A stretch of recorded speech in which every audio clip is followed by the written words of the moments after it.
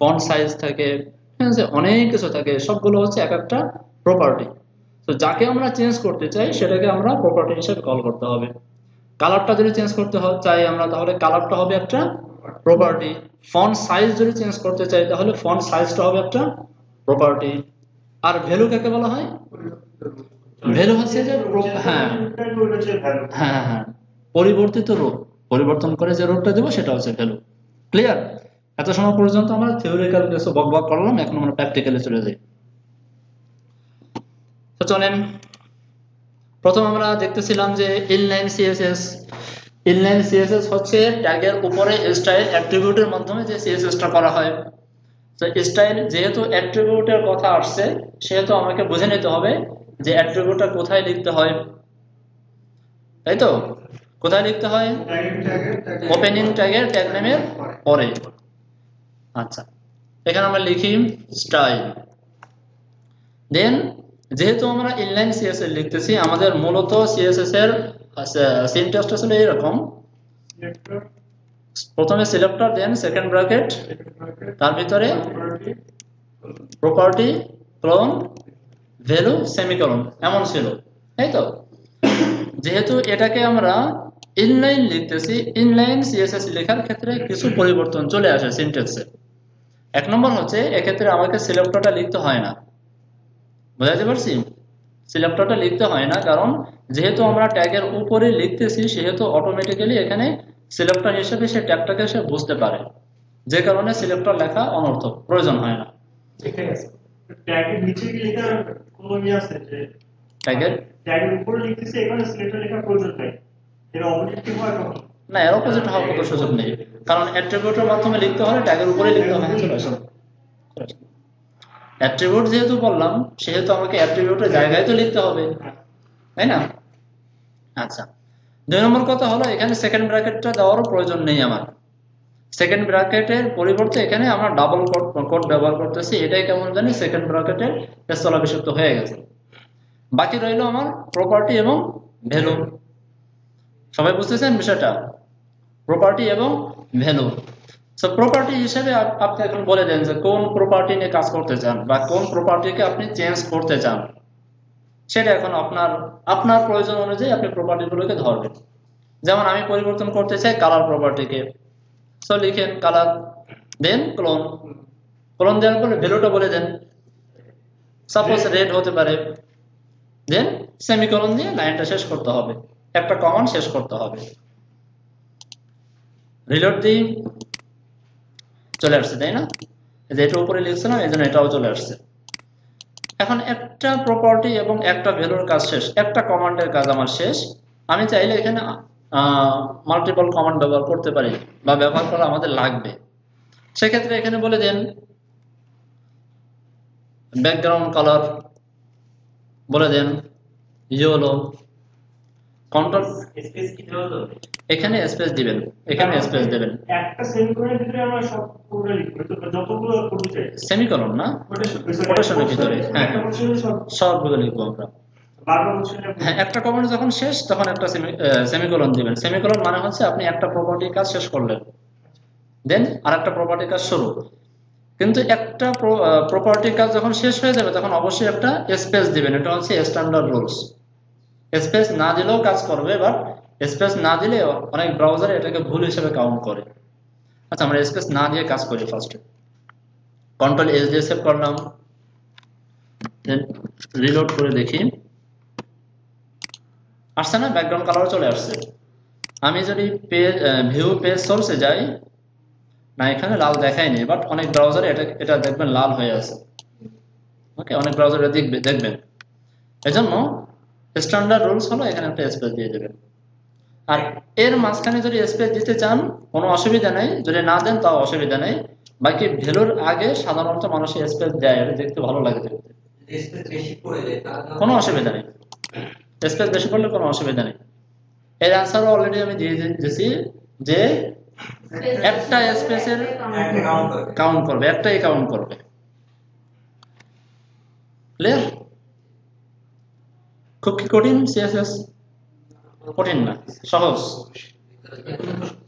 হ্যাঁ এখন তো শুরু বুঝতে পারছেন?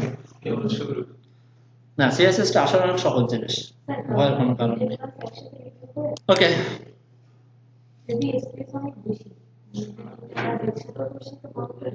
কোনো ব্যাপার না। আচ্ছা, এটা ছিল আমাদের ইনলাইন সিএসএস। কারো কোনো কোশ্চেন আছে ইনলাইন সিএসএস বুঝতে? কোশ্চেন নেই। তাহলে আমরা চলে যাই ইন্টারনাল সিএসএস এর। ইন্টারনাল সিএসএস, ইন্টারনাল সিএসএস যেন কাকে বলে? স্টাইল ট্যাগের ভিতরে যে সিএসএসটা করা হয়। আচ্ছা, সেই স্টাইল ট্যাগটা আমরা লিখবো কোথায়? হেড ট্যাগের ভিতরে। সেই হেড ট্যাগের ভিতরে টাইটেলের পরে লেখাটা বেটার আমরা এখানে লিখে দিলাম স্টাইল শুরু স্টাইল শেষ, কারণ ভিতরে আমাদের কন্টেন্ট লিখতে হবে যেহেতু, সেহেতু এটা ডাবল ট্যাগ, এমনি বোঝা যাচ্ছে। আচ্ছা, এরপরে এখানে সিনট্যাক্সটা নিয়ে আসেন। বোঝার জন্য আমি সিনট্যাক্সটা নিয়ে আসলাম। Selector second bracket property semicolon value, প্রপার্টির পরে কলন, ভ্যালুর পরে সেমিকোলন। এটা ছিল আমাদের সেন্টেন্স, তাই তো? আচ্ছা, আমি একটা কাজ করি, এটাকে আমি কমেন্ট করে রাখি। সিএসএস এর কমেন্টের সিস্টেমটা একটু ভিন্ন, খেয়াল করছেন? স্ল্যাশ স্টার এরপরে স্টার স্ল্যাশ, এটা হচ্ছে সিএসএস এর কমেন্টের সিস্টেম বা স্টাইল। প্রথমে স্ল্যাশ স্টার আর শেষ করতে হবে স্টার স্ল্যাশ দিয়ে। আচ্ছা, মানে কন্ট্রোল ওই যে স্ল্যাশ থেকে নিয়ে আসবে, এমনি চলে আসবে, কিন্তু মনে রাখতে হবে এটা, কারণ বুঝেছিল আগের ক্লাসে এরকম ছিল না যে index.css দিয়ে আমরা প্রথম পাই index.css মানে HTML দিয়ে, কোনটা বুঝে নেই। মানে আমরা যেরকম index.html দিয়ে তো আমরা মানে ফাইল হ্যাঁ হ্যাঁ, তো index.css ওটা এক্সটার্নাল, ওখানে আসেনি এখনো আসেনি, একটু ওয়েট করেন। আচ্ছা, এরপরে আমি এখানে চাচ্ছি ইন্টারনাল সিএসএস হিসেবে কাজ করতে। কিভাবে কাজ করব দেখেন, ধরেন এখানে আমি একটা h2 ট্যাগ দিলাম, এখানে বলে দিলাম হেডিং 2, কন্ট্রোল এস দিয়ে আমি সেভ করলাম। এখন এই ট্যাবটাকে নিয়ে আমি কাজ করতে চাই, এই ট্যাবটাকে নিয়ে আমি কাজ করতে চাই। কিভাবে কাজ করতে চাই? আমি এখন ইনলাইন করব না, আমি এখন করব ইন্টারনাল। সেই ইন্টারনাল সিএসএস এর মাধ্যমে যদি এই ট্যাবটাকে নিয়ে কাজ করতে চাই বা স্টাইলিং করতে চাই, ফার্স্টে আমাকে সিলেক্টরটা লিখতে হবে। এই ক্ষেত্রে সিলেক্টরটা কিভাবে লিখবো? জাস্ট ট্যাগের নামটা লিখে দেবেন। জাস্ট ট্যাগের নামটা বললেই সে ধরে নেবে যে এটা একটা ট্যাগ। ক্লিয়ার? তো সিলেক্টর হিসেবে এখানে লিখে দিলাম h2, দেন সেকেন্ড ব্র্যাকেট, আমাদের সিনট্যাক্স অনুযায়ী আমার সিলেক্টরের পরে আসবে সেকেন্ড ব্র্যাকেট দিলাম। এখন আমি প্রপার্টি লিখবো, দেন ভ্যালু লিখবো। প্রপার্টি লিখলাম, সাপোজ কালারই লিখলাম, ভ্যালু হিসেবে দিয়ে দিলাম কি দেওয়া যায়, গ্রিন, আর সেমিকোলন দিয়ে আমি কমান্ডটা শেষ করলাম। ক্লিয়ার? সেভ করার পরে যদি আমি রিলোড করি, দেখেন চলে আসছে। এরপরে আমি যদি আরো সিএসএস লিখতে চাই, দেন এখানে একটা স্পেস দেন, আবার বলে দেন ব্যাকগ্রাউন্ড কালার ইয়েলো করে দিলাম, সেমিকোলন দিয়ে কমান্ড শেষ করলাম, রিলোড করলাম, চলে আসছে। ক্লিয়ার? সবাই বুঝতে পারছেন? সব চেঞ্জ করতে পারি, হ্যাঁ সব চেঞ্জ করতে পারি। তবে এটা লেখার একটা স্ট্যান্ডার্ড আছে, মানে ফরম্যাট আছে, বা কি বলা হয়,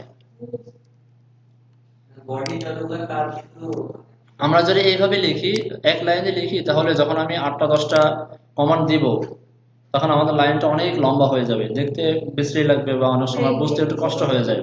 হ্যাঁ, এই জন্য আমরা কিছু নিয়ম ফলো করি। সেটা হচ্ছে, প্রথমে আমি একটা h2 সিলেক্টরটা লিখবো, লেখার পরে একটা স্পেস দিয়ে সেকেন্ড ব্র্যাকেট দিলাম, সেকেন্ড ব্র্যাকেট দিয়ে একটা এন্টার দেবো। ক্লিয়ার? এখানে লিখে দেবো কালার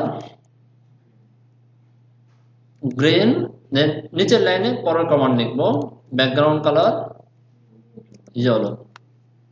ক্লিয়ার? দেখেন এটা দেখতেও কিন্তু সুন্দর লাগতেছে, বুঝতেও সুবিধা হচ্ছে। এই নিয়মটা ফলো করবেন। এটাকে আমি কমেন্টের ভিতরে রাখি।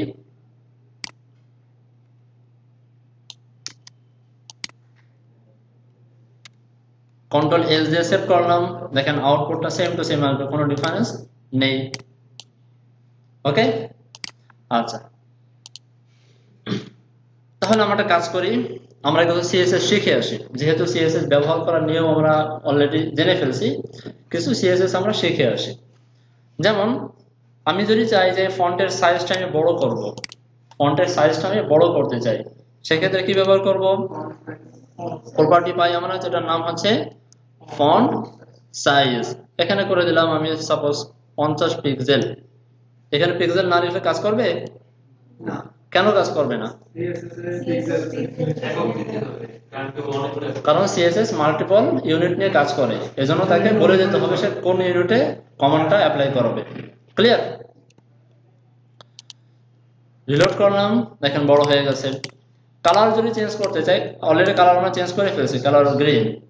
আমি যদি চাই যে একটা আন্ডারলাইন চলে আসুক, নিচে একটা আন্ডারলাইন চলে আসুক, সেক্ষেত্রে আমরা একটা প্রপার্টি পাই, প্রপার্টির নাম হচ্ছে টেক্সট ডেকোরেশন।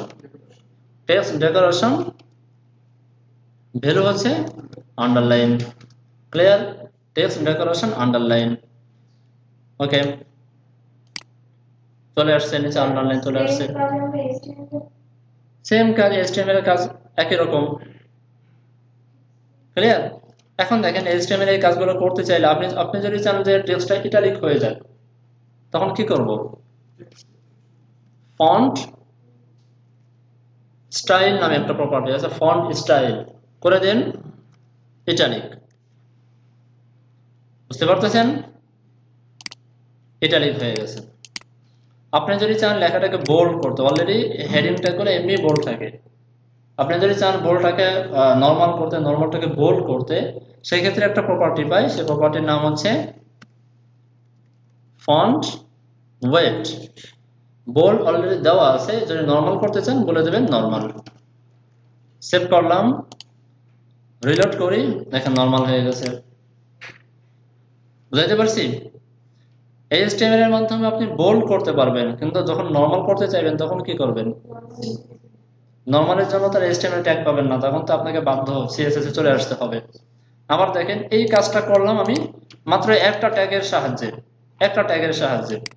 যদি আপনি এই আন্ডারলাইন করতে চাইতেন, ইটালিক করতে চাইতেন, তাহলে কিন্তু এইচটিএমএল এর মাধ্যমে করতে গেলে আপনাকে মাল্টিপল ট্যাগ নিতে হতো, যেটা কিন্তু বেশ বিরক্তিকর, তাই না? তো এটা আমাদের জন্য কত সহজ হয়ে গেল। হ্যাঁ, যেটা করতে চাই সেটা আমরা লিখে দেবো, সহজ। বলেন একটা জিনিস দেখেন। আচ্ছা আমরা একটু পরে আসি, পরে বলতেছি। তো আর কি করা যায় বলেন টেক্সট নিয়ে? অনেক সময় আমরা আপার কেস লোয়ার কেস করি না, ক্যাপিটালাইজ করি। এই জিনিসটা কিভাবে করব?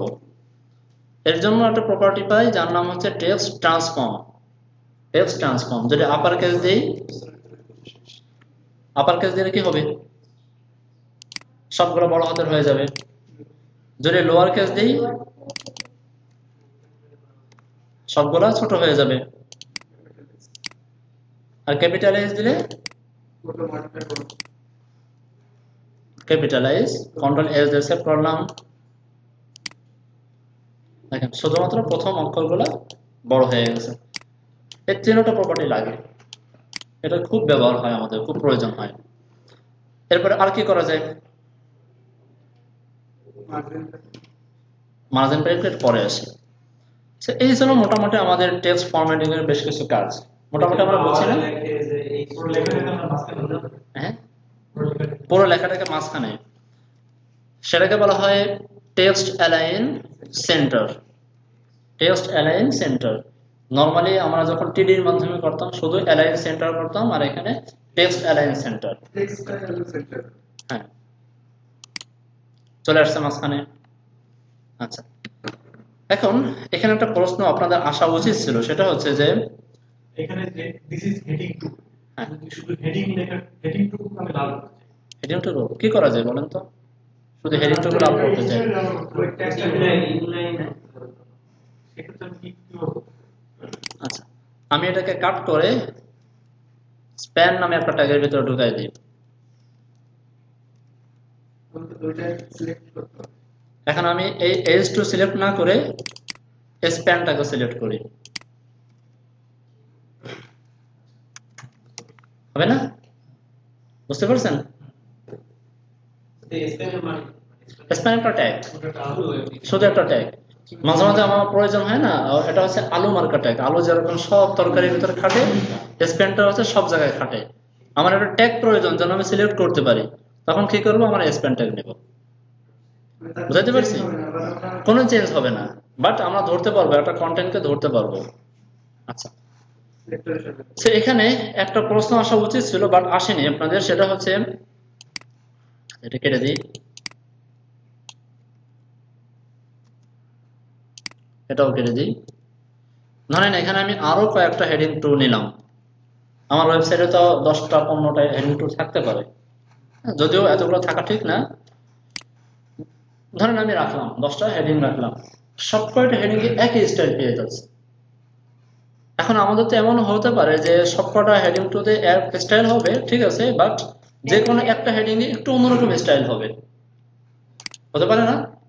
সবকটা হেডিং টুকে আমরা একটা কমন ফন্ট সাইজ দিয়ে দেবো, একটা কালার দিয়ে দেবো, ঠিক আছে, টেক্সট অ্যালাইন সেন্টার করে দেবো, ঠিক আছে, বাট একটা হেডিং টুকে আমি একটু অন্যরকম স্টাইল দেবো, তার ব্যাকগ্রাউন্ড কালার থাকতে পারে বা তার ফন্ট সাইজটা একটু বেশি বড় হতে পারে না?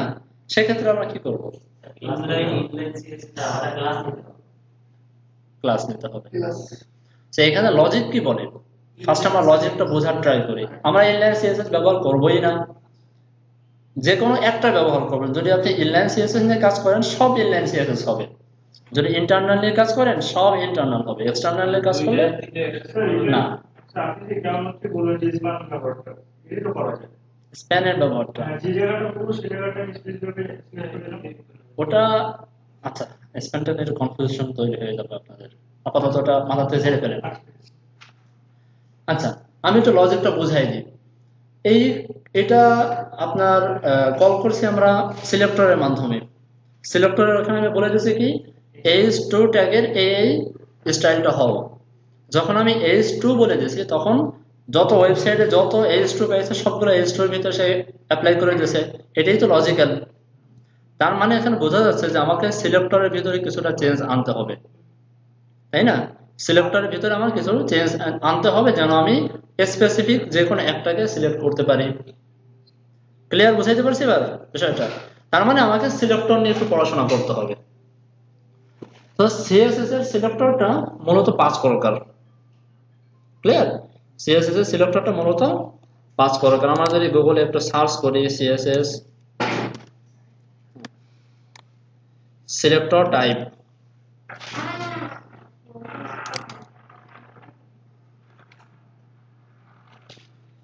দেখেন এখানে পেয়ে যাবেন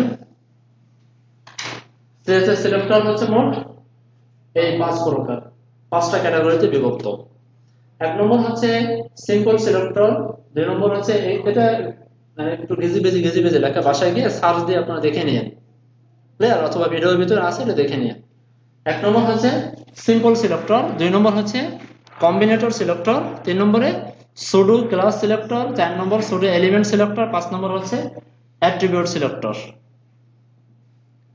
কি বললাম? সব মাথার উপর দিয়ে গেছে মনে হচ্ছে সবার চেহারা দেখে। কষ্ট হচ্ছে বুঝতে? আমি বুঝাই দিচ্ছি, বোঝার দরকার নেই, শুধু শুনে রাখেন যে এই যে 5 প্রকার, এটা অনেক সময় ইন্টারভিউতে জিজ্ঞাসা করে বসে। অনেক পরীক্ষা দিতে যখন যাবেন বিভিন্ন কোম্পানিতে চাকরির জন্য, তারা চট করে জিজ্ঞাসা করে বসতে পারে যে সিএসএস সিলেক্টর কয় প্রকার। কমন একটা প্রশ্ন। এটা অনেকে ভুল করে, অনেকে বলে 4 প্রকার, অনেকে 3 প্রকারও বলে।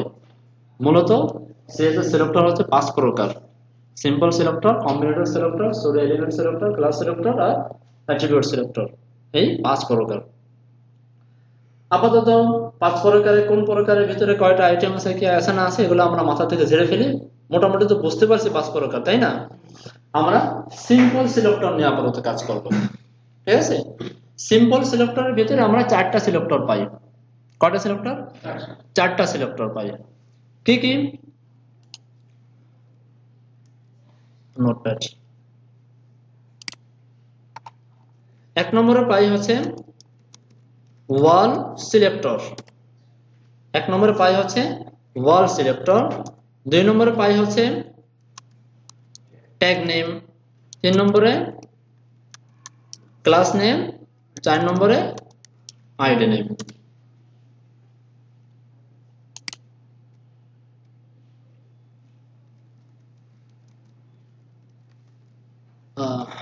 সিম্পল সিলেক্টর, সিম্পল সিলেক্টরের ভিতরে আমরা কয়টা পাইলাম? 4টা সিলেক্টর বা 4টি সিলেক্টর পাইলাম। একটা হচ্ছে ওয়াল সিলেক্টর, আর একটা হচ্ছে ট্যাগ নেম, আর একটা হচ্ছে ক্লাস নেম, আর একটা হচ্ছে আইডি নেম। বুঝতে পারতেছেন? খুব জরুরি, এটা বোঝা খুবই জরুরি। ওয়াল সিলেক্টরটা আমরা চিনব কিভাবে? ওয়াল সিলেক্টরটা আমরা চিনব হচ্ছে একটি স্টারের মাধ্যমে। ওয়াল সিলেক্টর চিনব হচ্ছে স্টারের মাধ্যমে। আর ট্যাগ নেমটা চিনব কিভাবে?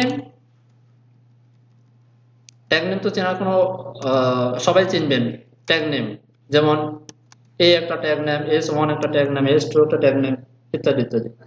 ট্যাগের নামটা লিখলে সেটা বুঝবো যে এটা ট্যাগ নেম সিলেক্টর। ক্লিয়ার? আর ক্লাস নেম গুলো চিনব হচ্ছে ডটের মাধ্যমে। ক্লাস চিনব ডটের মাধ্যমে, আর আইডি চিনব হ্যাশের মাধ্যমে।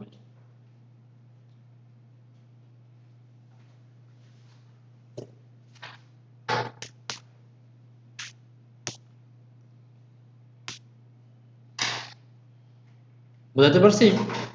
আমরা সিএসএস সিলেক্টরটা পাইলাম মূলত 5 প্রকার, তার ভিতরে এক প্রকার ছিল হচ্ছে সিম্বল সিলেক্টর।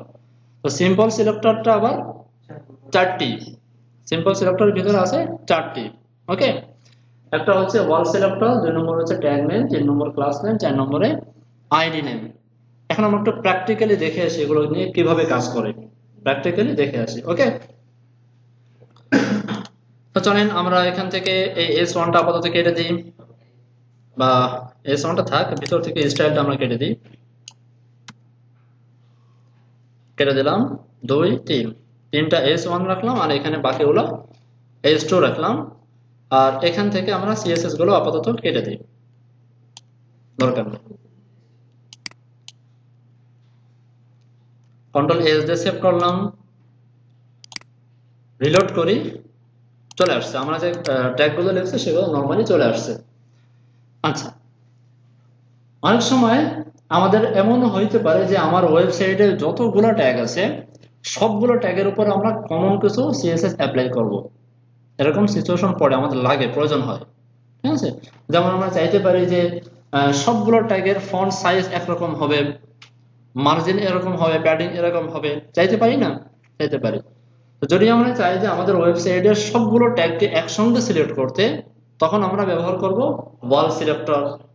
ক্লিয়ার? কিভাবে ব্যবহার করব? এখানে এখন সিলেক্টরের জায়গা আমি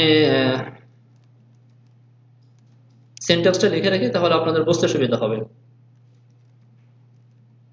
প্রপার্টি ভ্যালু সেমিকোলন, এটা হচ্ছে আমার সিনট্যাক্স ছিল, কমেন্টের ভিতরে রেখে দিলাম। এখন সিলেক্টরের জায়গা আমাকে লিখতে হবে স্টার। সিলেক্টরের জায়গা লিখতে হবে স্টার, কেননা এখানে যদি আমি S1 লিখি তাহলে শুধুমাত্র S1 গুলোকে ধরবে, S2 লিখলে শুধুমাত্র S2 গুলোকে ধরবে, আর যদি স্টার লিখি তাহলে যত ট্যাগ আছে সব ট্যাগকে সে সিলেক্ট করে নেবে। এবার বুঝে আসছে? দেন আমি এখানে বলে দিলাম suppose colour red, control S দিয়ে আমি সেভ করলাম, রিলোড করি, দেখেন সবগুলো কালার রেড হয়ে যাবে। খুব কঠিন আসতেছে, যেহেতু আমরা সিলেক্টরের প্রকার শিখছি সেহেতু আমরা আসতেছি। 2 নম্বর ছিল আমাদের tag name. Tag name already আমরা শিখে ফেলছি, অলরেডি আমরা জানি। 3 নম্বরে চলে আসবো আমরা ক্লাস এবং আইডি। ক্লাস এবং আইডি কি জিনিস? ক্লাস এবং আইডি হচ্ছে এই ট্যাগগুলোকে একটা নিক নেম দিয়ে দেওয়া। ঠিক আছে? ক্লাস এবং ট্যাগের মাধ্যমে, আইডির মাধ্যমে আমরা একটা ট্যাগকে একটা নিক নেম দিয়ে দিই, যেন ওই নিক নেমের মাধ্যমে ওই ট্যাগটাকে সিলেক্ট করতে পারি। ক্লিয়ার? আবারও বলছি, ক্লাস এবং আইডি কি জিনিস? ক্লাস এবং আইডি হচ্ছে যার মাধ্যমে আমরা কোনো ট্যাগকে একটা নিক নেম দিয়ে দেব, যেন ওই ট্যাগের নাম ধরে সিলেক্ট না করে আমরা সেই নিক নেম বলে সিলেক্ট করতে পারি। ওকে? আচ্ছা, এখন ক্লাসটা ইউজ করবেন কিভাবে? ক্লাস ব্যবহার করার জন্য আপনাকে ক্লাস নামে একটা অ্যাট্রিবিউটের সাহায্য নিতে হবে। বুঝাইতে পারছি? তো অ্যাট্রিবিউটের জায়গায় আপনি লিখেন ক্লাস অ্যাট্রিবিউটে লিখেন, দেন এর ভিতরে একটা নিকনেম দিয়ে দেন, ভিতরে একটা নিকনেম দিয়ে দেন। যেমন এখানে আমি বলে দিলাম 1, কন্ট্রোল এস দিয়ে সেভ করলাম 1। বুঝতেছেন সবাই? আচ্ছা, এখন আমি এই ট্যাগটাকে ধরবো, এই ট্যাগটাকে ধরবো। এখন ট্যাগ নেমের মাধ্যমে ধরবো না, আমি এখন এই 1 এর মাধ্যমে ধরবো, এই নিকনেমের মাধ্যমে আমি সিলেক্ট করব। ক্লিয়ার? সো এখানে লিখেন 1। আমি যদি নরমালি এভাবে 1 লিখি, তাহলে আমি যেমন এর আগে লিখছিলাম h2 আর 1 এর ভিতরে কোনো পার্থক্য আছে? কোনটা ট্যাগ নেম আর কোনটা নিকনেম ব্রাউজার বুঝতে পারবে? বুঝতে পারবে না। আমি যদি কোনো সিম্বল ছাড়া, কোনো কিছু ছাড়া যদি সরাসরি একটা কিওয়ার্ড লিখি, তাহলে ব্রাউজার মনে করবে এটা একটা ট্যাগ নেম। এটা যে একটা ক্লাস নেম, এটা বোঝানোর জন্য অবশ্যই ক্লাস নেমের আগে একটি ডট দিতে হবে। ক্লিয়ার এবার বিষয়টা?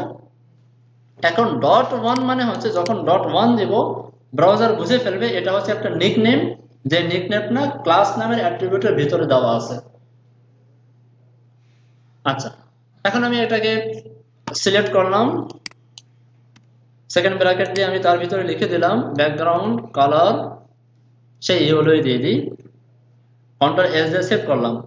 এখন শুধুমাত্র দেখবেন যে এই ট্যাগটা ব্যাকগ্রাউন্ড কালার ইয়েলো পাবে, অন্য কোনো ট্যাগে ব্যাকগ্রাউন্ড ইয়েলো পাবে। রিলোড করি, চলে আসছে। খুব কঠিন? কঠিন না। আচ্ছা, এরপরে ধরেন এটাকে আমি একটা নিকনেম দিয়ে দেবো। এখানে বলে দিলাম ক্লাস, বলে দিলাম 2 বলে দিলাম। 2 বলে দেওয়ার পরে এখন ধরবো কিভাবে বলেন? সিলেক্ট করবো কিভাবে? .2 সেকেন্ড ব্র্যাকেট, তার ভিতরে ধরেন আমি একটা ব্যাকগ্রাউন্ড কালার দিয়ে দিলাম, বা ফন্ট সাইজটা বাড়াই দিলাম, ফন্ট সাইজ করে দিলাম 40 পিক্সেল। কন্ট্রোল এস দিয়ে সেভ করলাম, রিলোড করলাম, দেখেন বড় হয়ে গেছে। ক্লিয়ার? আচ্ছা, এটা ছিল আমাদের ক্লাসের ব্যবহার। ক্লাস কিভাবে ব্যবহার করে তার একটা ব্যবহার। এবার চলেন আমরা দেখে আসি আইডি কিভাবে ব্যবহার করে। আইডি এবং ক্লাসের সেম টু সেম, কোনো ডিফারেন্স নেই। আইডি এবং ক্লাসটা সেম টু সেম, দুটোটাই, হ্যাঁ দুটোটাই আপনার কোন একটা ট্যাগকে একটা নিকনেম দেওয়ার জন্য ব্যবহার করা হয়। তো চলেন তাহলে এই h2 এর উপরে একটা আইডি নামের অ্যাট্রিবিউট নেই, নিয়ে এখানে আমি বলে দিলাম 3। এখন এই আইডি, এই নিকনেমটা ধরবো কিভাবে? হ্যাশ দিয়ে, #3। ওকে, এখানে বলে দিয়েছিলাম যে ক্লাস নেমটা হচ্ছে ডট আর আইডি নেমটা হচ্ছে হ্যাশ। সো ক্লাস নেমটা ধরার জন্য ডট দিয়েছি, আইডি নামটা ধরার জন্য 3 হ্যাশ দিয়ে ব্যবহার করলাম। এখানে আমি বলে দিলাম ব্যাকগ্রাউন্ড কালার কি বলা যায়, দিয়ে দিয়ে একটু দেখুন একটা কালার। কন্ট্রোল এস দিয়ে সেভ করলাম, রিলোড করলাম, দেখেন চলে আসছে। পারা যাবে তো? আচ্ছা, যদি পারা যায় তাহলে আমি এগুলোকে কেটে দিলাম, কেটে দিয়ে এগুলোকেও আমি আপাতত কেটে দিলাম।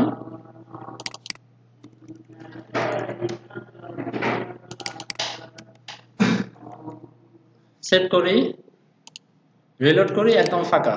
নর্মাল যেভাবে আমরা ট্যাগ লিখি সেই যে আউটপুটটা আছে সেটাই চলে আসছে, তাই তো?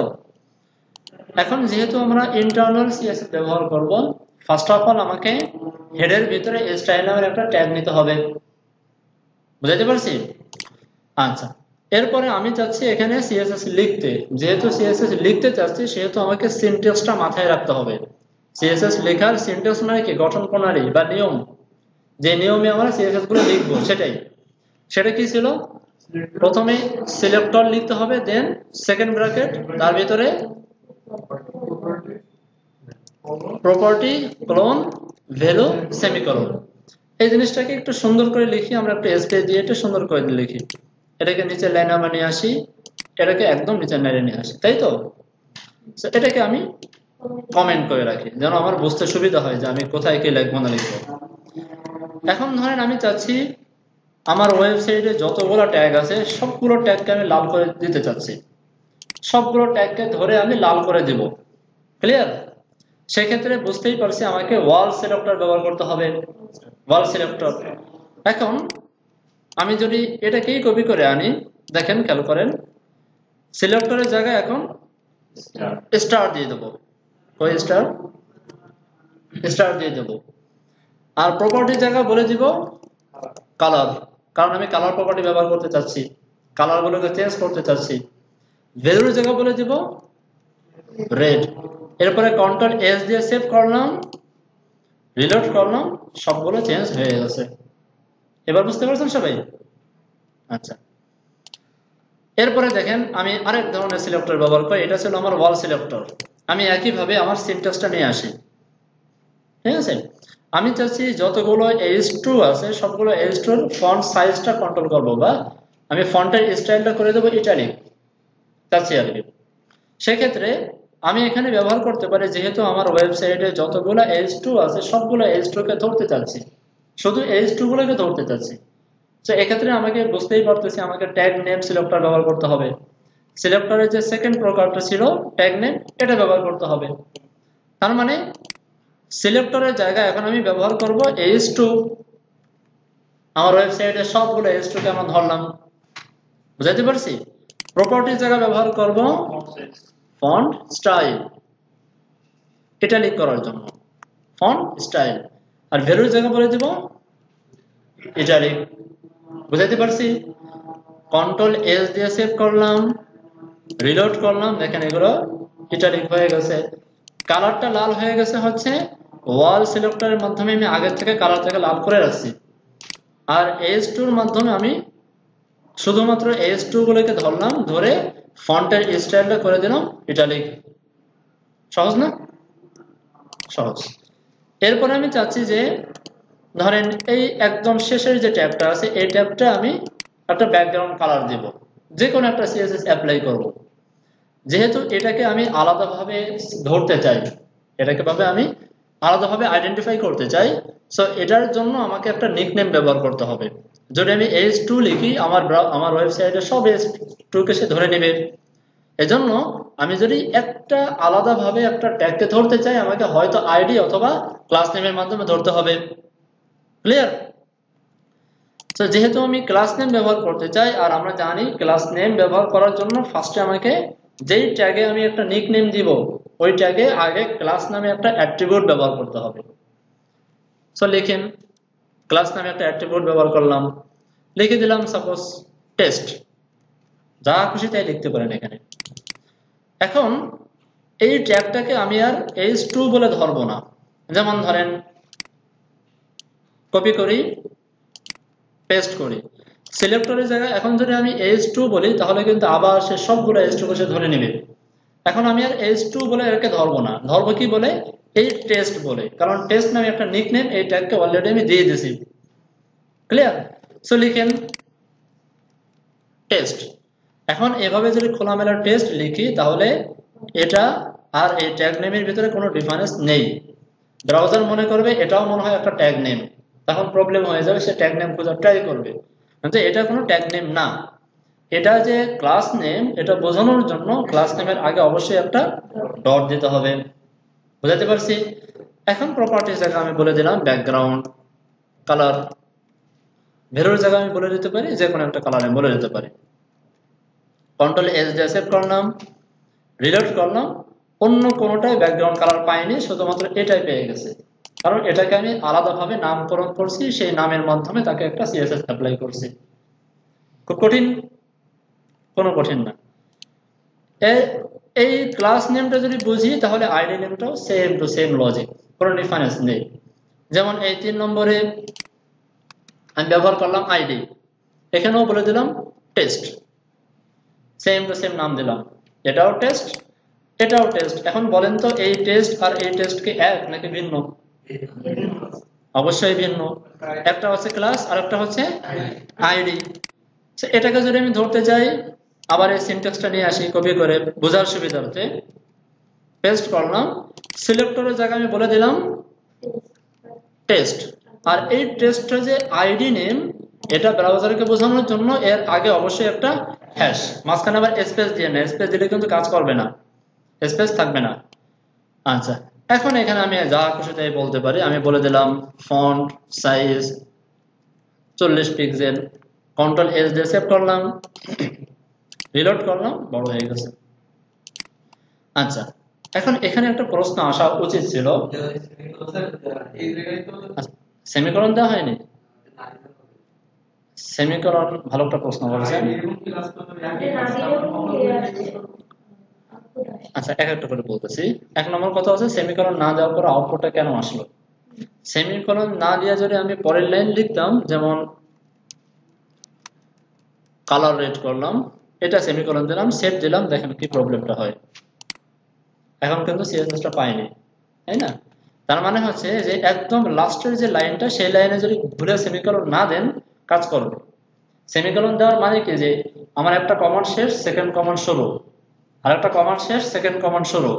যখন আপনি সেমিকোলন না দিবেন, এখানে যখন সেমিকোলন না দিবেন, তখন সে মনে করবে কমান্ড এখনো শেষ হয়নি, সে এটাকেও এর ভ্যালু হিসেবে কাউন্ট করার ট্রাই করবে। ক্লিয়ার? এর জন্য প্রত্যেকটা লাইনে সেমিকোলন দেওয়াটাই হচ্ছে গুড প্র্যাকটিস। প্রত্যেকটা লাইনে সেমিকোলন দিয়ে আসবেন। বুঝাইতে পারছি? আচ্ছা, আরেকটা প্রশ্ন করেছিলেন কি জানি। আচ্ছা, এটা হলো প্রশ্ন যে আইডি এবং ক্লাস তো সেম কাজ করে, এর ভিতরে কি আদৌ কোনো ডিফারেন্স নেই?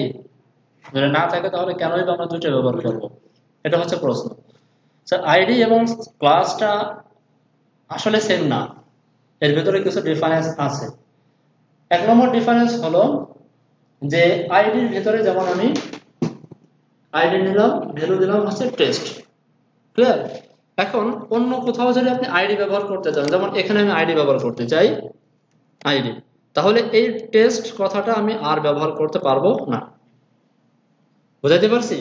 আইডির যে ভ্যালুটা, সেই ভ্যালুটা অবশ্যই ইউনিক হতে হবে, এটা যেন মাল্টিপল না হয়ে যায়, একরকম যেন না হয়ে যায়। ক্লিয়ার? আইডির নেমটা কখনো এক হতে পারবে না, এটা ইউনিক হতে হবে। যদি আমি এক দেই, কাজ করবে, এক দেওয়ার পরে দেখেন কাজ করবে, এটাও কাজ করছে, এটাও কিন্তু কাজ করছে। বাট প্রবলেমটা হবে কখন, যখন আমি এই প্রজেক্টটা যখন সার্ভারে তুলবো, তখন দেখবেন প্রবলেম হবে। আবার যখন জাভাস্ক্রিপ্ট নিয়ে কাজ করব, তখন জাভাস্ক্রিপ্ট গুলো কাজ করবে না। এমনকি HTML ভ্যালিডেট করা যায়, এটা আপাতত প্র্যাকটিস করবেন না, জাস্ট বোঝানোর জন্য। এখানে নাম দিয়ে দিলাম, সাপোজ মনে করেন অ্যানাদার। এখন তো আর কোনো প্রবলেম নেই, কারণ একটা হচ্ছে টেস্ট আর একটা হচ্ছে অ্যানাদার, কোনো প্রবলেম নেই। এই একটা পার্থক্য আমরা মোটামুটি বুঝতে পারলাম। আরেকটা পার্থক্য আছে, ক্লাস একাধিক হতে পারে, যেমন এখানে টেস্ট। আচ্ছা দেখাই, একটা কনফিউশন থাকতে পারে আপনাদের ভিতরে, আমি দেখাই দিই। ক্লাস টেস্ট যদি দেই, দুটোটাই সেম টু সেম কাজ করছে। পাশাপাশি আমি যদি এটা ভ্যালিডেট করি, আমরা আইডির নেম যেমন ইউনিক হতে হবে, ঠিক তেমনি ভাবে এখানে মাল্টিপল নেমও ব্যবহার করা যাবে না। একটা হচ্ছে যে যেই ভ্যালুটা ব্যবহার করছে, সেই ভ্যালুটা টোটাল ওয়েবসাইট এই পেজটায় দ্বিতীয়বার ব্যবহার করা যাবে না, এবং নামটাও মাল্টিপল ব্যবহার করা যাবে না। একটু কনফিউশন মনে হচ্ছে, আমরা ক্লাস নাম দিয়ে ট্রাই করি। সাপোজ এটার ক্লাস নাম দিলাম 1 স্পেস 2 স্পেস 3। তার মানে হচ্ছে এই ট্যাগটা 3টা নিকনেম, এই ট্যাগটা 3টা নিকনেম, একটা হচ্ছে 1, আরেকটা হচ্ছে 2, আরেকটা হচ্ছে 3। যে কোনো একটা ধরে আপনি কাজ করতে পারেন। বুঝাইতে পারছি? এটা আমাদের ব্যবহার করার প্রয়োজন হয়। এই ক্লাসে 3টা নিকনেম ব্যবহার করলাম, 1 2 3। আমরা দেখি আসলেই কাজ করে কিনা, ট্রাই করে আসি। এই কোডগুলোকে আমি আপাতত কমেন্ট করে রাখি যেন কাজ না করে। দেন ক্লাস নেমটা ধরার জন্য আমাকে কি করতে হয়, ডট 1, ক্লাস নেমের শুরুতে হচ্ছে ডট, সেকেন্ড ব্র্যাকেট দিয়ে বলে দিলাম কালার রেড। অন্য কোথাও 1 ব্যবহার করেছি না, ব্যবহার করিনি। রিলোড করি, পাইছেন? পেয়ে গেছে। আমি যদি 1 এর এখানে 2 ব্যবহার করি, সেভ করলাম, একই কাজ করছে। যদি আমি 2 এর জায়গায় 2 না ব্যবহার করে 3 ব্যবহার করি, তাও বুঝতে পারছেন একই কাজ করবে, তাই না? সাপোজ মনে করেন আমি 2 তে একটা স্টাইল দিলাম, আর নিচে এসে ঠিক আর একটা স্টাইল দিলাম, ব্যাকগ্রাউন্ড কালার ইয়েলো, হবে? ওইটা করে কাজ করবে না, কাজ তো করবে, কাজ করবে না? কাজ করবে। অবশ্যই কাজ করবে, কেন কাজ করবে না? কারণ আমরা তো কোনো ভুল লিখিনি, আমরা তো এখানে দুইটা নাম দিয়েছি, আমি দুইটা নাম আলাদা আলাদা ভাবে কল করে কাজ করছি, কোনো অসুবিধা নেই।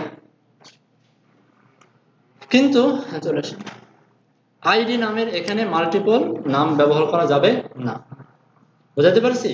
যেমন ইউনিক থাকবে তেমন নামটাও যেন একটা থাকে, মাল্টিপল না থাকে। ভ্যালু গুলো যেমন ইউনিক থাকবে, আইডি ক্ষেত্রে কি তাহলে আমরা 1 2 3 এভাবে আলাদা নিতে পারবো? হ্যাঁ আলাদা নিতে পারবো। ভ্যালুটার নাম যেন চেঞ্জ, মানে ডাবল ব্যবহার না হয়ে যায়।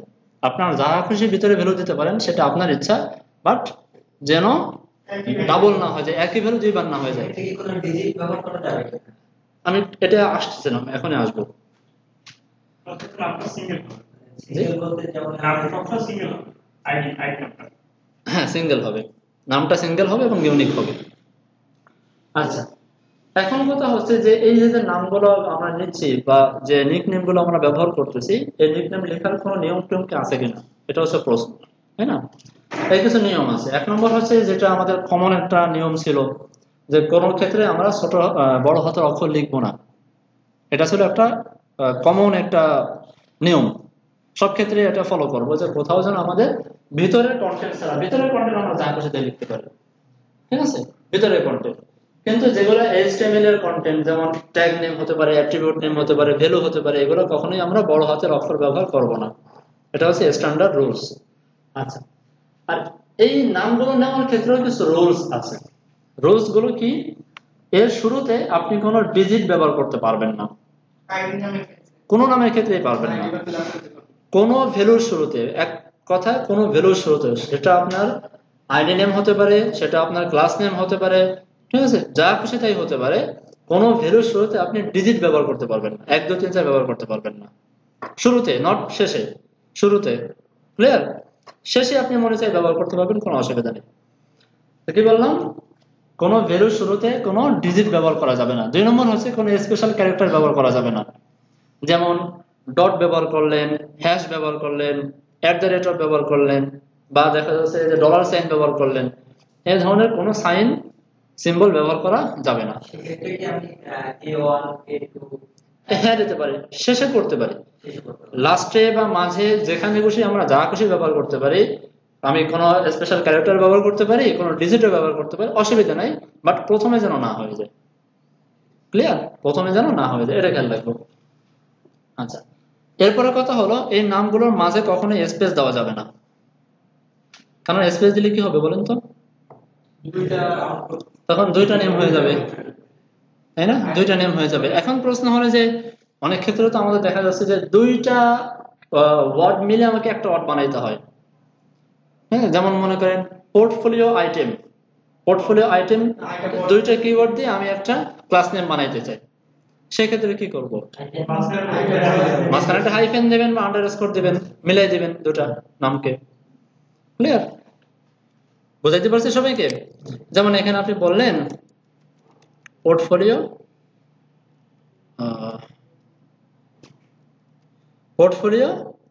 Underscore item. এখন কিন্তু আর এটা দুইটা আলাদা আলাদা নয়, দুইটা কিন্তু এক হয়ে গেছে। মাঝখানে এটা দিয়ে দুইটা কিওয়ার্ড মিলে কেমন জানি একটা নেম, নিকনেম হয়ে গেছে। অথবা এখানে হাইফেন দিতে পারেন, হাইফেন দিতে পারেন। এখানে কি প্রয়োজন পড়ে? হ্যাঁ, প্রয়োজন পড়ে। অথবা যদি চান যে আমি কিছুই দেবো না, এইভাবে নাম রাখবো, তাও রাখতে পারেন, বাট আন্ডারস্কোর অথবা হাইফেন দেওয়াটা বেটার। ক্লাসের ক্ষেত্রে তো সমস্যা নেই, ক্লাসের ক্ষেত্রে ফাঁকা রাখলে হলো দুইটা নাম হয়ে যাবে। আমি তো চাচ্ছি দুইটা নাম রাখবো না, আমি এই দুইটা কিওয়ার্ড দিয়ে একটা নাম বানাবো। যেমন স্লাইডার আইটেম। ক্লাসের ক্ষেত্রে যদি ভিন্ন ভিন্ন ইউনিট নাম ব্যবহার করা হয়, সেক্ষেত্রে তো আমরা সবাইকে আলাদা আলাদা করে কালার। হ্যাঁ, কোনো অসুবিধা নেই। এখন এখানে একটা প্রশ্ন থাকতে পারে যে আমি দেখা যাচ্ছে 1 দিয়ে বলে দিলাম কালার রেড, 2 দিয়ে বলে দিলাম কালার গ্রিন, 3 দিয়ে বলে দিলাম কালার ইয়েলো, তাই না? সেই ক্ষেত্রে কি হবে? এখানেও কিছু রুলস আছে, সেটা আমি এখন আপাতত বলছি না, কারণ বেশি মাথায় মানে জ্যাম হয়ে যাবে বিষয়গুলো। আপাতত স্কিপ করেন, ঠিক আছে? এটা আমি বলে দেবো, অসুবিধা নেই, যে কোনটা পাওয়ারটা বেশি পাবে, কোন কেন পাবে, সবই বলে দেবো। আচ্ছা, এটা আমাদের লাগবে। এই ক্লাস, এই মাল্টি ক্লাসের ব্যবহার করা প্রচুর ব্যবহার করতে হবে, আমাদের প্রচুর পরিমাণে ব্যবহার করতে হবে। আচ্ছা, এই জন্য এগুলো যেন কারো কোনো কনফিউশন না থাকে। হ্যাঁ, অবশ্যই দেওয়া যাবে হাইফেন। দেখি আমাদের ভিতরে যেন কনফিউশন না থাকে, আমরা দুটোটা ব্যবহার করি। প্রথম হাইফেন দিয়ে ব্যবহার করি, ডট পোর্টফোলিও আইটেম, তাই তো। ফন্ট সাইজ করে দিলাম 60 পিক্সেল, বিশাল বড় করে ফেললাম। আসছে, পেয়ে গেছে, তাই না? আচ্ছা, এখন যদি আমি এখানে হাইফেন ব্যবহার না করে আন্ডারস্কোর ব্যবহার করি, তাহলে দেখি কি হয়। এখানে আমি আন্ডারস্কোর ব্যবহার করি, আন্ডারস্কোর ব্যবহার করলাম, সেভ দিলাম, রিলোড করি, কোনো ডিফারেন্স নেই। তার মানে উভয়টা কাজ করছে। এখন যদি আপনি চান যে এখানে আপনি 1 2 3 4 ব্যবহার করবেন, কোনো অসুবিধা নেই। আবার যদি চান যে না, আন্ডারস্কোর দিয়ে আমি আরেকটা কিওয়ার্ড ব্যবহার করবো, এখানে করেন, অসুবিধা নেই। বাকি দুইটা কিওয়ার্ডের উপরে যাওয়াটা নন স্ট্যান্ডার্ড, দুইটা কিওয়ার্ডের বেশি যেন না হয়ে যায়। ক্লিয়ার? লম্বা নাম দেওয়াটা আসলে বিরক্তিকর। কোন কাজে ব্যবহার হয়, মানে আমরা কেন ব্যবহার করব? যে আমরা তো সিম্পলি যদি ওয়ান দিই তো আমাদের তো এটা সহজ, কিন্তু আমরা এই নামগুলো কেন ব্যবহার করব? যে আমাদের তো হার্ড বা নেওয়া দরকার। এটা মাল্টিপল কেন ব্যবহার করব, এটা প্র্যাকটিক্যালি কাজ যখন করব তখন বুঝতে পারবেন। আপাতত বললে খুব একটা বুঝবেন বলে মনে হয় না। ক্লাস ব্যবহারে তো কোনো সমস্যা নেই, মানে ক্লাস তো আমরা যেরকম চাই সেরকম নাম দিতে পারি সবকিছু। তাহলে আমরা আইডি কেন ব্যবহার করব? আইডি না করলে আইডিটা কোনো কোনো ক্ষেত্রে আপনাকে ব্যবহার করতেই হবে, বাধ্য। যেমন জাভাস্ক্রিপ্টে যখন কাজ করতে চাবেন, আমি এটা দেখাই।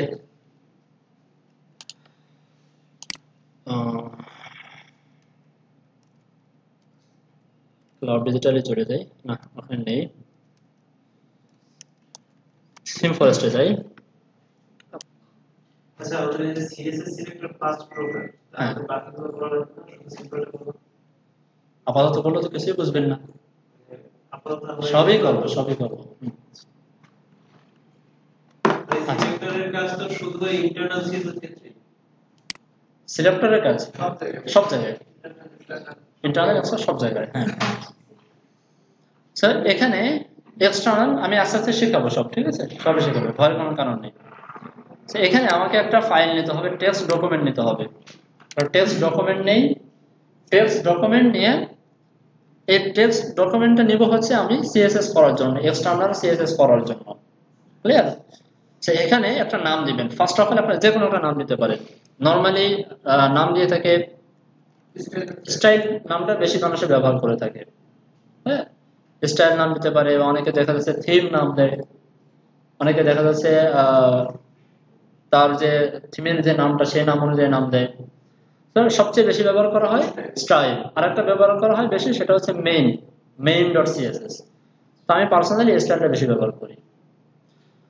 এবং এক্সটেনশন হিসেবে অবশ্যই লিখতে হবে সিএসএস। ক্লিয়ার? এটা শুধু এক্সটার্নাল সিএসএস এর ক্ষেত্রে। তো কি করলাম আমি, প্রথমে একটি, যেমন আমরা index.html তৈরি করছিলাম, সেম টু সেম ওয়েতে নিউ থেকে টেক্সট ডকুমেন্ট, এরপরে এটার নামটাকে রিনেম করে style.css করে করবেন। এতটুকু হচ্ছে কাজ। এটা কেটে দিই। আমাদের ব্র্যাকেটের ভিতরে চলে আসছে এই যে style.css টা চলে আসছে। style.css এর ভিতরে css লেখা আর ইন্টারনাল css লেখা সেম টু সেম, কোনো ডিফারেন্স নেই, কোনো ডিফারেন্স নেই। আমি যদি এই স্টাইলের ভিতরে যা কিছু আছে এগুলোকে হুবহু কাট করি, কন্ট্রোল এক্স দিয়ে আমি কেটে নিয়ে গেলাম, style.css এর ভিতরে পেস্ট করে দিলাম।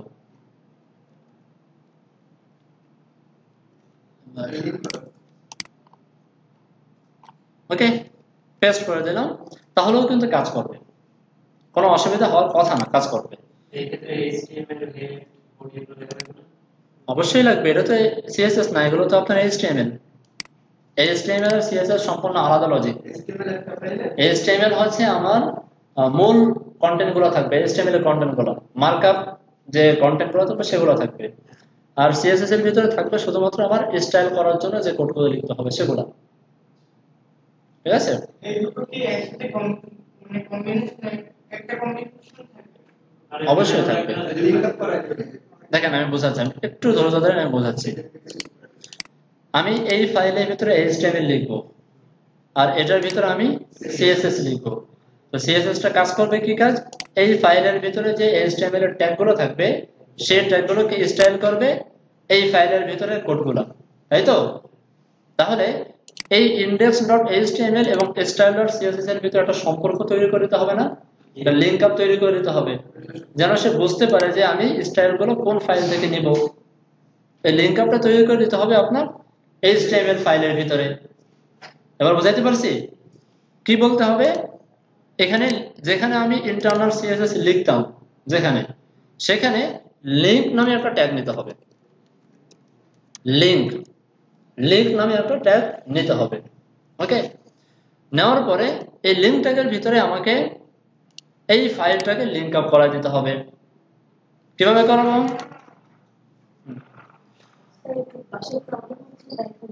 আচ্ছা, অসুবিধা নেই।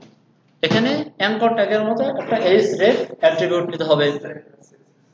href অ্যাট্রিবিউট নিতে হবে। কেন অ্যাট্রিবিউট নিতে হবে এটা বুঝতেই পারছেন। এক্সট্রা ইনফরমেশন পাস করতে হচ্ছে এখানে। লিংক করাবো, বেশ ভালো কথা। কাকে লিংক করাবো? এটা হচ্ছে প্রশ্ন। ওকে, তো এখানে style.css টাকে আমি লিংক আপ করে দিই। কারো কোনো কনফিউশন আছে? আমি লিংক নামে একটা ট্যাগ নিলাম লিংক আপ করানোর জন্য। যে ট্যাগটা নেওয়ার মানে হচ্ছে আমি লিংকের, হ্যাঁ, যেখানে আমরা ইন্টারনাল CSS করতাম ঠিক সেই জায়গায়। ওকে, এরপরে লিংক আপ করার জন্য আমরা href নামে অ্যাট্রিবিউট ব্যবহার করতেছি। তার ভিতরে আমি যেভাবে অ্যাজ ইউজুয়াল যেভাবে লিংক করা সেভাবে আমি লিংকটা করাই ফেলছি। যদি ফোল্ডারে থাকতো তাহলে আমরা কিভাবে লিংক করাতাম অলরেডি আমরা জানি। এতটুকু করার পরেও যদি আমি রিলোড দিই, কোনো কাজ করবে না। কেন করবে না? কারণ হলো এটা যে লিংক করাইছি বেশ ভালো কথা, সে কোডগুলো পাইছে, লিংকও করাইছে, বাট এটা কোন ধরনের ফাইল সেই ফাইলটা তাকে বলে দেওয়া হয়নি। অর্থাৎ HTML এবং CSS এর মাধ্যমে যে রিলেশনশিপটা, সেই রিলেশনশিপটা কোন টাইপের রিলেশনশিপ এটা বলে দেওয়া হয়নি। ক্লিয়ার? এটা বুঝতে একটু কষ্ট হবে। যদি বুঝতে কষ্ট হয়, এখানে মুখস্থ একটা কাজ করে ফেলবেন, সেটা হচ্ছে রেল নামে একটা অ্যাট্রিবিউট নেবেন। রেল মানে হচ্ছে রিলেশনশিপ, যে আমি যে দুইটা ফাইল লিংক আপ করাইলাম, কোন রিলেশনের ভিত্তিতে আমি লিংক আপটা করাইলাম সেটা আমাকে বলে দিতে হবে।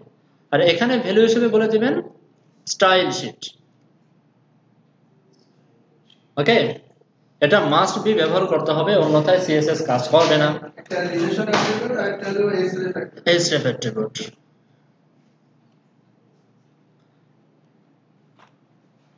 ওকে, অর্থাৎ এই index.html এর সাথে আমি style.css টা লিংক আপ করাইছি। যখন আমি লিংক আপ করাইলাম তখন দুইটার মাঝে একটা রিলেশনশিপ তৈরি হয়ে গেল। এই রিলেশনশিপটা কোন টাইপের রিলেশনশিপ সেটা আমাকে বলে দিতে হবে। এটা হচ্ছে স্টাইল শিট রিলেশনশিপ। কোনটা? এটা। আচ্ছা, আমি আবার বুঝাই দিচ্ছি, দেখেন। এবার পাইছে CSS গুলো? পাই গেছে। আচ্ছা, তাহলে আমরা কি কাজ করলাম? প্রথমে আমরা নিউ থেকে টেক্সট ডকুমেন্ট নিলাম। টেক্সট ডকুমেন্ট নিয়ে সেটার নামকে রিনেম করে আমরা style.css করে দিয়েছি।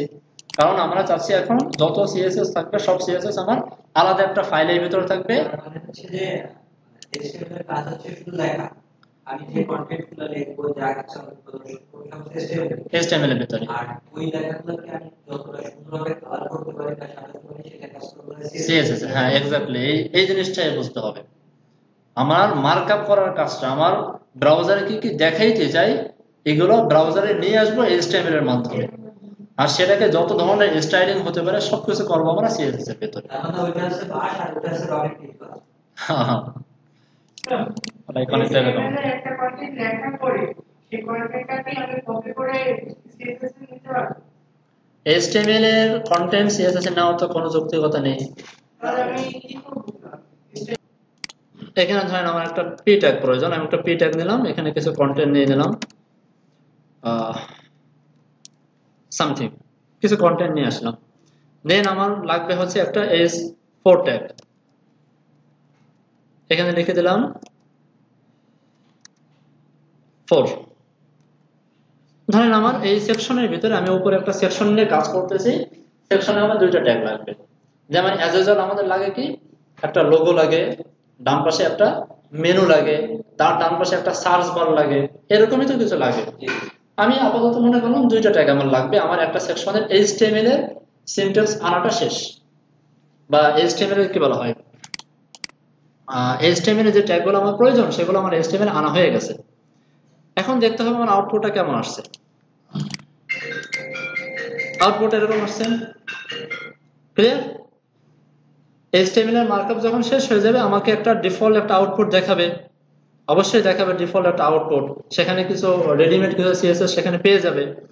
এখন আমার প্রয়োজন হলো যে এই আউটপুটে আমি খুশি কি খুশি না। যদি দেখি যে এই আউটপুটে আমার যথেষ্ট এর হয়ে গেছে, আমার এর থেকে কিছু করা লাগতেছে না, রেখে দেন, সামনে কাজ করেন। আর যদি মনে করেন যে না এই আউটপুটটা আমার যথেষ্ট না, একে আমার কালারিং করতে হবে, এটাকে আমার ডানে বামে সরাইতে হবে, এটাকে আমাকে বড় ছোট করতে হবে, আন্ডারস্কোর করতে হবে, আমার স্টাইলিং করতে হবে সোজা কথায়, তখন কি করবেন, চলে যাবেন আপনার CSS ফাইলের ভিতরে, ক্লিয়ার? আর এখানে এসে আপনি CSS লিখবেন একদম সেম টু সেম যেভাবে আমরা ইন্টারনাল CSS করতাম। যেমন ধরুন এখানে আমি একটা p ট্যাগ নিয়েছি, এই p ট্যাগটাকে আমি চাচ্ছি ফন্ট সাইজটা একটু বাড়ায় নিতে, ক্লিয়ার? তাহলে style.css এ চলে যান, এখানে লিখেন p ট্যাগ, p লিখলে আমার p ট্যাগটা সিলেক্ট হয়ে যাচ্ছে। দেন সেকেন্ড ব্র্যাকেটের ভিতর বলে দেন ফন্ট সাইজটা বাড়ায় দেই, করে দিলাম 22 পিক্সেল। কন্ট্রোল S দিয়ে অবশ্যই সেভ করবেন, সেভ করার পরে রিলোড করি, বড় হয়ে গেছে। বুঝাইতে পারছি এবার বিষয়টা? একটা কথা ছিল, ধরেন পিটারের প্যারাগ্রাফ, এই প্যারাগ্রাফটা তো অনেক বড় হতে পারে, প্যারাগ্রাফের ভিতরে পিটারের ভিতরে রয়েছে ট্যাগ, অন্য কোনো ট্যাগ নেই ওর ভিতরে। এখন আমার ধরেন একটা ইউনিক চাইলে আমার সেই জিনিসটা বড় করা আচ্ছা, সেটাও স্প্যান চলে গেছে, এগুলা পূর্বে ক্লাসগুলো একটু কষ্ট করে দেখেন, পেয়ে যাবেন, ঠিক আছে? এরপরে যদি না পান যখন করব তখন কি শুধু সিএসএস এর ভিতরে স্পেন দিয়ে ওই যেটুকু বড় করব সেটুকু লিখে তারপরে হ্যাঁ লিখলে হয়ে যাবে। তারপরে HTML এর যে লিঙ্কটা আছে ক্লাসগুলো হয়ে আচ্ছা HTML তো আমার আগে থেকে ট্যাগ দিয়ে আসতে হবে। দেখি আমি বড় কিছু কন্টেন্ট নিয়ে আসি, কিছু লরেম অ্যাপশন নিয়ে আসি, কপি করি,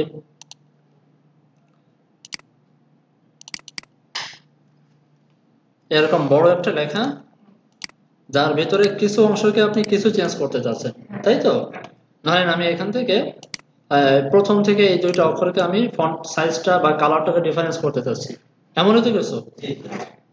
এক্ষেত্রে যতটুকু ডিফারেন্স করতে চাই এতটুকু ধরেন এটাকে কাট করে স্প্যান নামে একটা ট্যাগের ভিতরে নিয়ে আসেন, স্প্যান এর ভিতরে পেস্ট করে দেন, কন্ট্রোল S দিয়ে সেভ করলাম।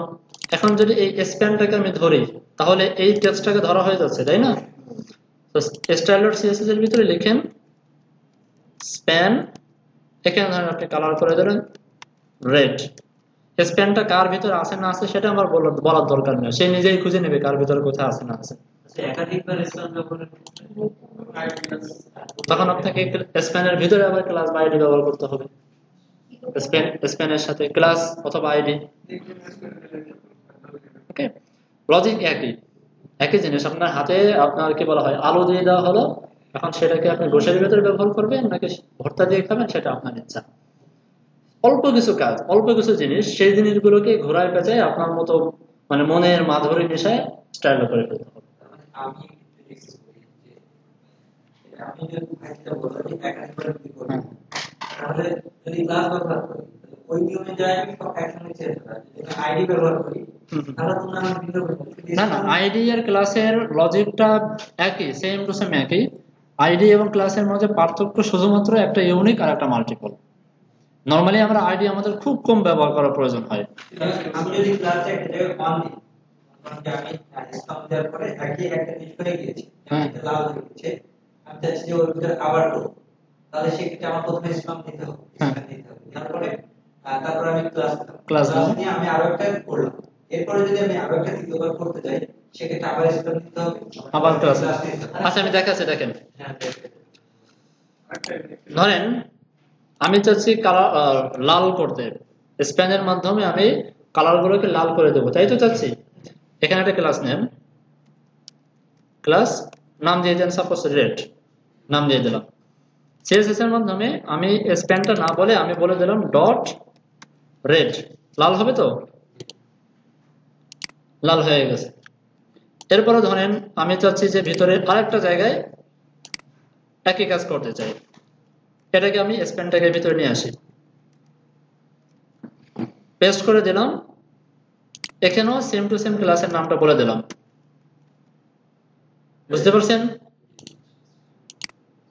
লাল হয়েছে, হয়ে গেছে। আবার মনে করেন আপনি আরেক জায়গায় করতে চান, এতটুকু লাল করতে চান, কাট করেন, লাল অন্য কোনো একটা কালার, অন্য কোনো কালার দিবেন, আলাদা একটা ক্লাস নেম নেন। আমাদের সেক্ষেত্রে কি করবো? ক্লাস নেমটা সেট এখানে ক্লাস নেমটা চেঞ্জ করে দেন, বলে দেন গ্রিন। এখানে সিএসএস লিখেন, আবার সিএসএস লিখেন গ্রিন।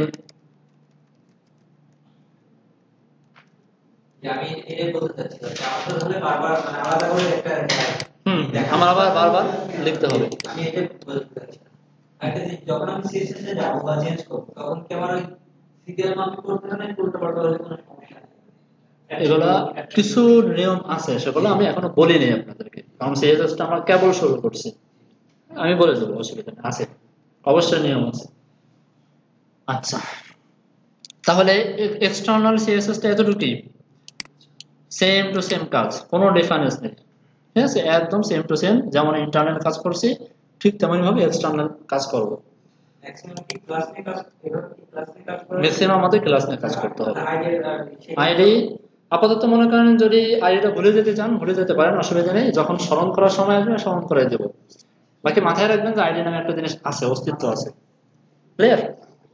আমাদের প্রচুর পরিমাণে ক্লাস ব্যবহার করতে হবে, আইডিটা খুব কম ব্যবহার করতে হবে। বাট যেখানে আইডি ব্যবহার করা প্রয়োজন সেখানে আবার ক্লাস আইডি ছাড়া কোনো গতি নেই, নিতেই হবে। নির্দিষ্ট কিছু দেখে খুঁজে সরাসরি দেখানো হবে না,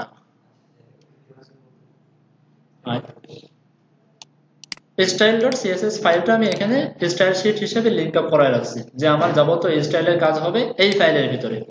ঠিক একইভাবে index.html এর ভিতরেও আমরা একই ফাইলকে লিংক আপ করাইছি, তাই না? তার মানে এই style.css এর ভিতরে আমরা যেই সিএসএস গুলো করব সেই সিএসএস আমার index.html ও পাবে, test.html ও পেয়ে যাবে। ওকে, যেমন আমি index.html এর ভিতরে এই যে সিএসএস গুলো করছি, সিএসএস গুলো পেয়ে গেছে, আর test.html এর ভিতরে মাত্র h6 আছে একটা। এই h6 টাকে যদি আমি এখানে সিএসএস করি, সাপোজ এখানে যদি আমি সিএসএস করি h6, ধরেন এখানে আমি বলে দিলাম background colour yellow, control S দিয়ে সেভ করলাম, রিলোড করি, পাইছে? হ্যাঁ, মাল্টিপল ইন্ডেক্স ফাইলে কাজ করা যাবে।